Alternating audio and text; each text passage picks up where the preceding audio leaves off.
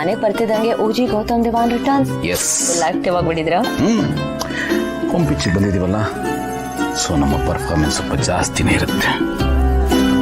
ಮಲಗಿದಾಳೆ ಬಿಡ್ರಿ. ಏನ್ ಮಲಗಿದಾಳೆ? ಸ್ವಲ್ಪ ಪ್ರೈವಸಿ ಸಿಗಂಗಿಲ್ಲ, ಫುಲ್ ಆಕ್ಟಿವ್ ಆಗ್ಬಿಡ್ತೀರಾ ನೀವು. ಹೆಂಡತಿ ಜೊತೆ ಸಿಗೋ ಏಕಾಂತನಾಗೆಲ್ಲ ವೇಸ್ಟ್ ಮಾಡ್ಕೋಬಾರ್ದು. ಸಿಕ್ಕಿಲ್ಲ ಮಾತಲ್ಲೇ ಮರು ಮಾಡ್ಬಿಡ್ತೀರಾ. ನೀವೇನು ಕಡಿಮೆ ಇಲ್ಲ, ಕಣ್ಣಲ್ಲಿ ಕೂಳ್ತೀರಾ.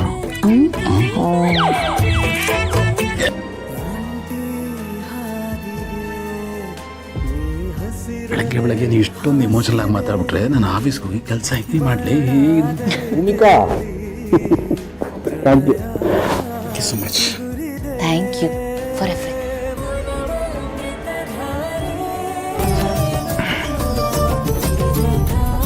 ಕಾಫಿ.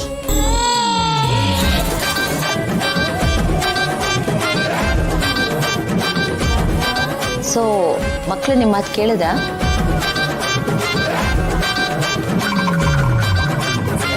ಗೊತ್ತಾಯ್ತು, ಕೊಡಿ, ಬಿಸಿ ಮಾಡ್ಕೊತರ್ತೀನಿ. ನನಗಿಂತ ಅಮ್ಮನಿಂದ ನಿಮಗೆ ಹೆಚ್ಚು ಅನ್ಯಾಯ ಆಗಿದೆ, ನಿಮಗೆ ನೋವಾಗಿದೆ. ಇವತ್ತು ನಿಮ್ಮೊಂದು ಮಾತು ಹೇಳಿದೆ, ಅಮ್ಮನ ಮನೆಗೆ ಕರ್ಕೊಂಬಂದೆ. ಅವ್ರ ಮನೆಗೆ ಬಂದರೆ ನಿಮ್ಮ ರಿಯಾಕ್ಷನ್ ಹೇಗಿರುತ್ತೋ ಅಂತ ನನಗೆ ಆತಂಕ ಆಗಿತ್ತು. But you are so sweet. Thank you for being a such an understanding wife. Bhoomika, ಇದರಲ್ಲಿ ಬರೋ ಪ್ರತಿ ಶಬ್ದದಲ್ಲೂ ನಿಮಗೆ ನನ್ನ ಹಾರ್ಟ್ ಬೀಟ್ ಕೇಳಿಸ್ಬೇಕು. ನಾನು ನಿಮ್ಮನ್ನು ನೆನಪು ಮಾಡ್ಕೋತಾ ಇದ್ದೀನಿ ಅನ್ನೋದು ನಿಮಗೆ ಇದು ನೆನಪು ಮಾಡಬೇಕು. ಇದನ್ನು ನನ್ನ ರೆಪ್ರೆಸೆಂಟೇಟಿವ್ ಅಂದ್ಕೊಳ್ಳಿ, ನನ್ನನ್ನು ನೆನಪು ಮಾಡೋ ಅಲಾರಾಮ್ ಅಂದ್ಕೊಳ್ಳಿ. ಎಲ್ಲಿ ಕಾಲ್ ಕೊಡಿ. ಗೌತಮ್ ಅವರೇ, ನಿಜ ಹೇಳ್ತಿದ್ದೀನಿ, ಇಂಥ ಎಕ್ಸಾಂಪಲ್ಸ್ ಈ ಪ್ರಪಂಚದಲ್ಲಿ ನೀವೇ ಕೊಡೋದಕ್ಕೆ ಸಾಧ್ಯ. ನಾನು ಗೆಜ್ಜೆ ಹಾಕೊಳ್ಳೋದತ್ತೆ. ಈಗ ಎಷ್ಟು ಮುದ್ದ ಕಾಣಿಸ್ತಾ ಇದೆ. ದೃಷ್ಟಿ ತೆಗೆದುಬಿಡ್ತೀನಿ. ನಿಮಗೂ ಅಷ್ಟೇ, ಯಾರ ದೃಷ್ಟಿನೂ ಬೀಳದೆ ಇರಲಿ. ನೋಡಿ, ನಮ್ಮ ಹೆಣ್ಮಕ್ಳಿಗೆ ಏನ್ ಅಡುಗೆ ಮಾಡಬೇಕು ಅನ್ನೋ ಕ್ಲಾರಿಟಿ ಇರಲ್ಲ, ಕನ್ಫ್ಯೂಷನ್ ಅಲ್ಲಿ ಇರ್ತೀವಿ. ಸೊ ಅದಕ್ಕೆ ನಾವು ನಿಮ್ಮನ್ನು ಕೇಳ್ತೀವಿ, ಬಟ್ ನೀವು ಸ್ಟ್ರೈಟ್ ಆಗಿ ಉತ್ತರನೇ ಕೊಡಲ್ಲ.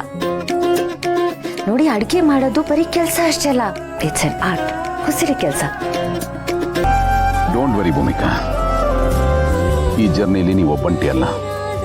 ಒಂದು ಹೆಜ್ಜೆ ಹಿಂದೆಗೆ ನಿಮ್ಮ ಹಿಂದೆ ಸದಾಕಾಲ ನಾನು ಇರ್ತೀನಿ. ನೀವು ಇನ್ನೇನು ಬೀಳ್ತೀರ ಅಂದಾಗ ನಾನು ಬಂದು ಕೈ ಹಿಡಿತೀನಿ, ಕೈ ಹಿಡಿದು ಎತ್ತುತ್ತೀನಿ. ನಿಮ್ಮ ಸಹಾಯಕ್ಕೆ ಬರೋ ಮೊದಲನೇ ಕೈ ನಂದೇ ಆಗಿರುತ್ತೆ. ಒಂದು ನಿಮಿಷ ನಾನು ಹೇಳೋದನ್ನು ಕೇಳಿಸ್ಕೊಡ್ರಿ. ಇಲ್ಲಿ ನೋಡ್ರಿ, ಆನಂದು ನನಗೆ ಮತ್ತು ಅವನಿಗೆ ಅಂತ ಡ್ರಿಂಕ್ಸ್ಗೆ ರೆಡಿ ಮಾಡಿಟ್ಟಿದ್ದ. ಅದು ಆಕ್ಸಿಡೆಂಟಲಿ ನನ್ನ ಡ್ರಿಂಕ್ನ ನೀವು ಕುಡಿಯೋಂಗಾಗೋಯ್ತು ಅಷ್ಟೇ, ಬೇರೆ ಏನೂ ಆಗಿಲ್ಲ ರೀ. ಕುಡಿದ್ಮೇಲೆ ನಾನೇನು ಮಾಡ್ತೀನಿ? ಇನ್ನೇನು ಮಾಡಿದ್ರಿ? ನಿಮ್ಮ ಒಳಗಡೆ ಇದ್ದ ಓಜಿ ಭೂಮಿಕಾ ಅವ್ರು ಹೊರಗಡೆ ಬಂದರು.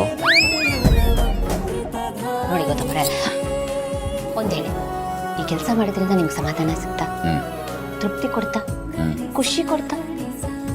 ಇದನ್ನು ಕೇಳಿ ನನಗೆ ಇನ್ನಷ್ಟು ಖುಷಿ ಆಯ್ತು. ಇದಕ್ಕಿಂತ ಹೆಚ್ಚಿನೇನು ಬೇಕು ಹೇಳಿ? ನೋಡಿ ಗೊತ್ತಂದ್ರೆ, ನಮಗೋಸ್ಕರ ಅಂತ ಒಂದಿಷ್ಟು ಕೂಡಿಡಬೇಕು, ಆದರೆ ಅದು ಅತಿ ಆಗಬಾರ್ದು. ಕೊಡೋದ್ರಲ್ಲಿರೋ ಸುಖ ಕೂಡಿರೋದ್ರಲ್ಲಿ ಇರಲ್ಲ. ಕರೆಕ್ಟ್ ಅಲ್ವಾ ನಾನು ಹೇಳ್ತಿರೋದು? ಇವಾಗ ಎಷ್ಟು ಟೈಮ್ ಇದೆ? ಯಾಕೆ ಹೇಳಿ, ಹೇಳ್ತೀನಿ. 2 ನಿಮಿಷ.